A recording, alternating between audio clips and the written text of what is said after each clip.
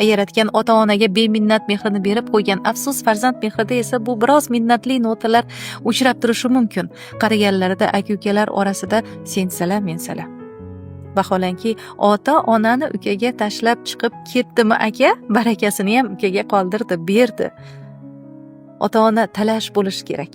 Men shuncha qaradim, endi sen qara emas. Sen shuncha qarading, endi men olib ketib qaray onamni, otamni deyilish kerak emasmi? Ota rozi, Xudo rozi. Jannat esa onalar oyog'i ostidadir. Demak, Allohning roziligini ham, jannatni ham padaringiz, volidangizdan, ularni poyidan qidiring, tashqaridan emas. Nega otang to'ng'iz bo'lsa boylab boq deyilgan?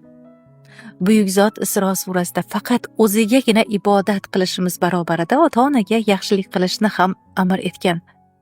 Mana shunday kelgan ikkala oyat ham. Demak, bandalarni ixtiyoriga tashlab qo'yilgan ish emas bu. Xohlasak bajarib, xohlamasak parvo qilmaydigan.